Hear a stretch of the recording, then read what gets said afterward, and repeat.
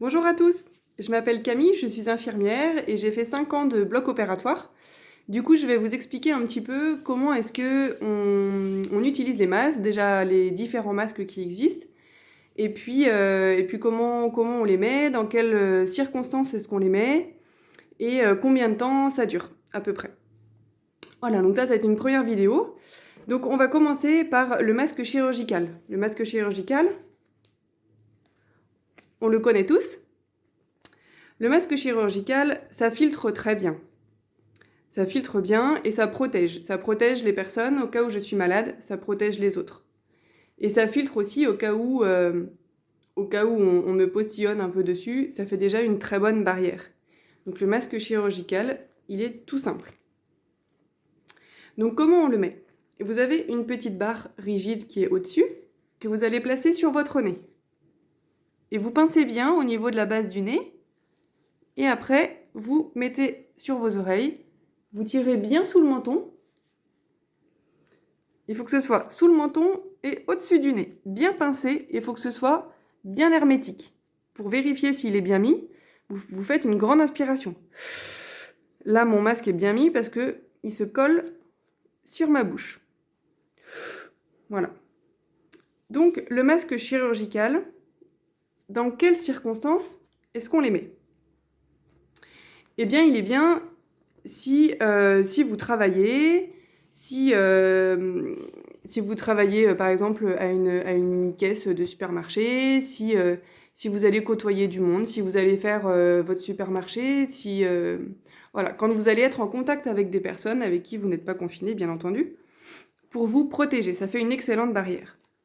Le masque, c'est une excellente barrière aussi quand, par exemple, dans la vie de tous les jours, on met toujours les mains à la bouche, au nez, on se gratte le nez, on fait ci, et puis on se gratte un peu l'œil. Ça, il paraît qu'on le fait des milliers de fois dans une journée. Alors, si on a du Covid sur les doigts, évidemment, le Covid, il va rentrer par la bouche, le nez et les yeux. Le Covid, il ne passe pas la barrière de la peau. Si vous en avez sur les mains, vous n'en aurez pas en vous. Voilà, ça passe uniquement par les muqueuses, la bouche, le nez et les yeux. Donc, le masque, ça fait une très bonne protection à ce niveau-là. Ça veut dire que quand on a un masque, eh bien, ça fait une excellente barrière. On est moins tenté de toucher sa bouche et son nez. Alors, ça nous gratte, mais au moins, il y a un filtre entre ma main, mon nez et ma bouche. En revanche, il faut faire attention avec les yeux, bien entendu. Si on est en contact avec des personnes qui sont potentiellement Covid, ou en tout cas qui ont un petit nez qui coule aussi, vous savez pas trop ce que c'est, mettez plutôt des lunettes si vous êtes obligé de travailler avec eux ou de faire des choses de manière un peu plus proche. Voilà, donc ça c'était le masque chirurgical. Il est durable, on peut le mettre pendant 4 heures à peu près.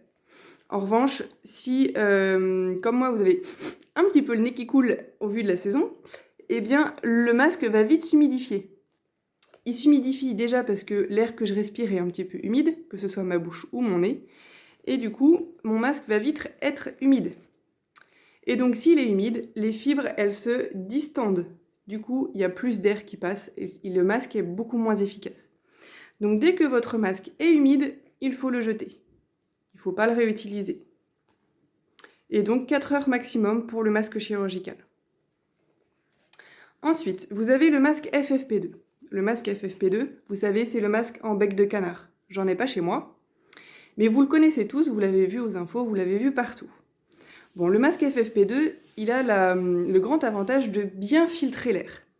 Et donc ça, ce sont pour les personnes qui sont en contact très proche avec des personnes potentiellement Covid. Donc ça va être les soignants, les médecins, ça va être toutes les personnes qui font des visites à domicile, toutes les personnes qui sont soignantes, ou pas d'ailleurs, mais qui ont un contact rapproché avec une personne qui est sensiblement malade du Covid. Donc là, c'est vraiment pour nous protéger. Le masque FFP2 est complètement inutile si vous faites vos courses, si vous allez vous promener, si vous n'êtes pas soignant ou en tout cas proche d'une personne que vous allez aider. Donc, si vous avez des masques FFP2, par pitié, donnez-le à votre médecin qui est à côté de chez vous. Lui, il en a vraiment besoin. Et voilà, c'est la grosse pénurie des masques FFP2, donc par pitié, ne mettez pas un masque FFP2 pour aller promener votre chien. Ensuite, vous avez le masque en tissu. Le masque en tissu, c'est la même, on va dire, c'est le même principe que ce masque-là, sauf qu'il est beaucoup moins efficace que le masque chirurgical. Ça ne remplace pas un masque chirurgical. Alors pourquoi est-ce qu'on fait des masques en tissu ? Parce que les masques chirurgicaux commencent à être rares. Et on a beaucoup de problèmes de livraison. Du coup, c'est un peu le plan B. C'est vraiment pour se protéger à minima, mais c'est pas aussi bien que ça. Du coup, on le met exactement pareil que ce masque-là. Vous avez différentes formes, mais c'est vraiment le même principe. Et donc bien vérifier qu'il soit bien étanche. Combien de temps pour un masque en tissu ? Un masque en tissu, eh bien, c'est 3-4 heures maximum. On ne passe pas une journée entière avec. Et même principe, dès qu'il est mouillé, eh bien, je le lave. Alors pour le laver, le masque en tissu, en général, c'est 60 degrés minimum. Du coup, vous le mettez dans un petit sac, un petit pochon, pour pas qu'il contamine vos affaires dans votre sac si vous êtes au bureau ou quoi. Et du coup, après, vous le mettez dans votre machine à 60 degrés. Ou bien, peu importe comment vous vous organisez, on peut aussi mettre de l'eau bouillante dessus dans une bassine et le laisser tremper et mettre pas mal de lessive. L'avantage du Covid, c'est que la coque du virus est très sensible au savon. Donc ça veut dire que si j'ai du Covid sur les mains et que je me frotte les mains, que je me lave bien les mains avec du savon, le Covid ne résiste pas. Donc ça, c'est important de le savoir quand même. On a de la chance. Donc voilà, donc le masque en tissu, on le met quand du coup ? Eh bien on le met quand on sort, on le met quand on fait les courses, quand on va se promener, quand on risque de croiser du monde.